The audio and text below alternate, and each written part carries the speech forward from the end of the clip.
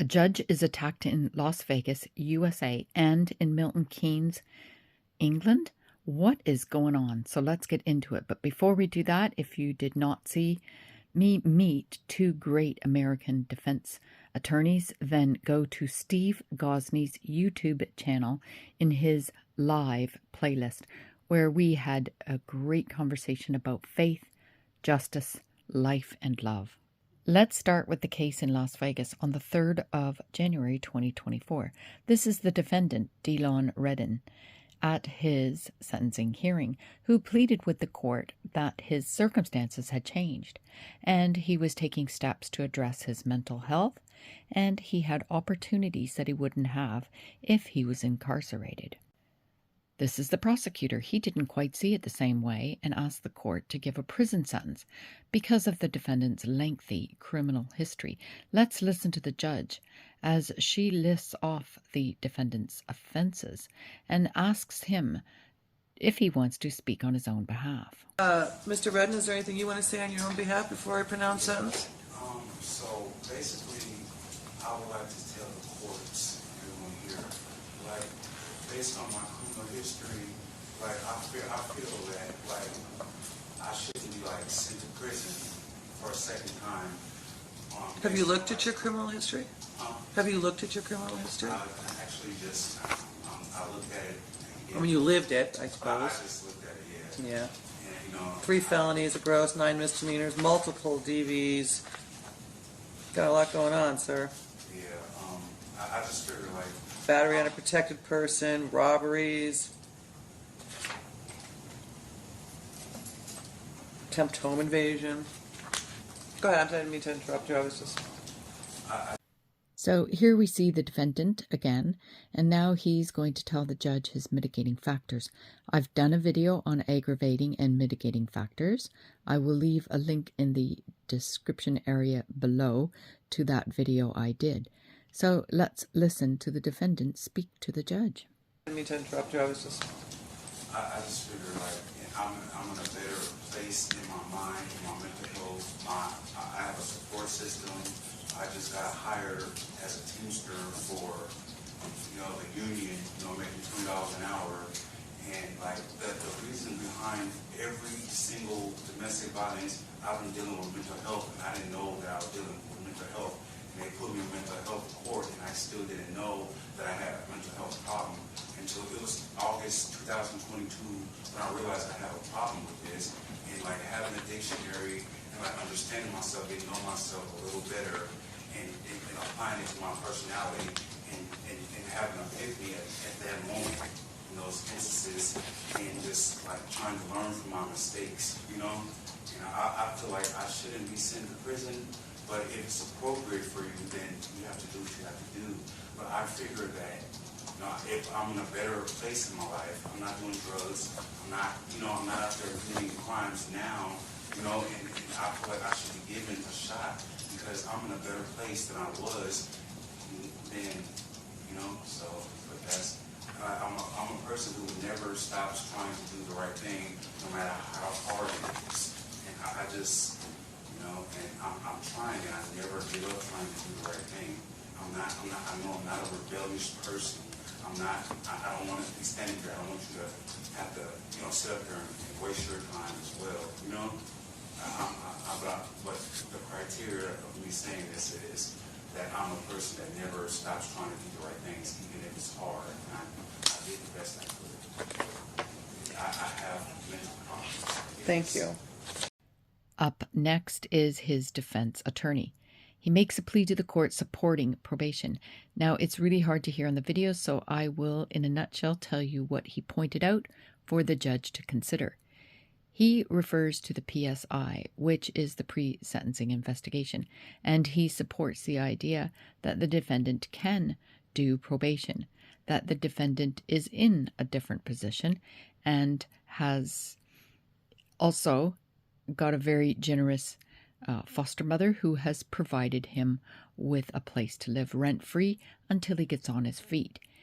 He is on a program dealing with his mental health so that he can maintain work.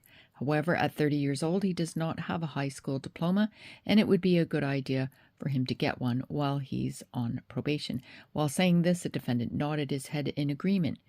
His solicitor continued to say that the court could trust that the defendant will perform well on probation, that he is worth the risk. Probation would be more of an opportunity for him than sentencing him to prison. Now, this is where it all goes wrong, so if you're sensitive, then you might want to skip the next part of the video. Probation successfully given this opportunity. I appreciate that, but I think it's time that he gets a taste of something else, because I just can't with that history. In accordance with the laws of the state of Nevada, this court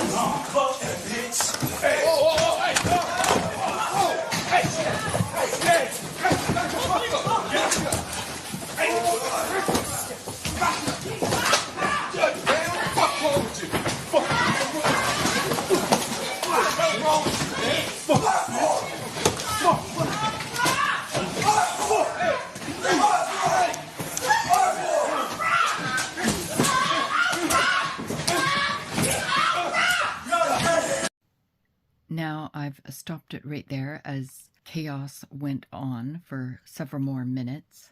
As you can see, he hurled over like Superman and attacked the judge. Cries of "please stop" sounded like it was coming from the gallery. I thought maybe his stepmother, as she was in the courtroom to support him, and it was a woman's voice yelling in desperation, "Please stop," over and over. Now, if you watch the video of this that I have linked in the description area below, you will hear alarms sounded off, filling the courtroom with deafening noise, clearly indicating they were in crisis. Yells for "call an ambulance," "get help." Eventually, the judge stood up, rubbing her head, clearly in distress. While they're clearing out the court, I'll give you my opinion. The judge responded rather quickly and unmoved by the defendant's plea, given that the defendant had told the court that he was striving to do better. This, I'm sure, came as a shock to him. I've seen judges do this attitude, "I'm not having it, you've already had opportunities." This method, experienced defendants know what's coming next. The defendant then goes into flight or fight mode. Normally we hear some back talk, yelling at the judge, but as we'll hear in a minute, it is rare to have an attack on the judge. Okay, are you ready to cross the pond to where I am in England? An article by John Hyde, published on the 1st of December 2023, writes that an assault at Milton Keynes County Court. Eyewitnesses reported that a judge was hit by a radiator. The man did plead guilty to the assault, and he will be sentenced later on. I will leave a link to this article if you want to know more. However, attacks on judges are rare in England and Wales, with just one since 2013, where the offender knocked off the judge's wig. That attacker received 18 months in prison. Okay, so let me tell you so far what's happened in the recent cases in Las Vegas and Milton Keynes. Very similar. Both judges needed hospital treatment. Both courts offered emotional wellness support if they or their staff need it. Both courts will look into reviewing security improvements. I suspect both attackers will be treated as having serious offending behavior. In England and Wales, the maximum sentence for this type of crime is 5 years plus fines, depending, if there's a history of violence. And as of yet, we don't know what the sentence is. We'll hear more later, but I'll leave you with a link to the press conference that was just released from Las Vegas. All right, so I'm going to give a little statement and then I can take a few questions. First of all, just to let everyone know about the incident, at a sentencing hearing for Mr. Redden on January 4th. January 4th, it was January 3rd yesterday. Today's the 4th. Sentencing hearing on January 3rd on the charge of attempt battery with substantial bodily harm. Mr. Redden attacked Judge Mary Kay Holthus. Judge Holthus was injured and received medical attention and has been released. She remains sore and stiff, but thankful it was not more severe. Her marshal was transported to the hospital, treated for a head injury, and released. His injuries are still being treated. His name is Shane Brandon. The law clerk, Michael Lasso, received medical attention and was released. He received hand abrasions. We commend the heroic acts of Judge Holthus' staff, law enforcement, and all others who subdued the defendant. Judge Holthus wanted me to convey a statement. She wanted me to thank all of the well-wishers and others who have expressed concern for her and her staff. She is extremely grateful for those who took brave action during the attack. I just want to make sure that the public is aware that the courthouse is a safe place to be.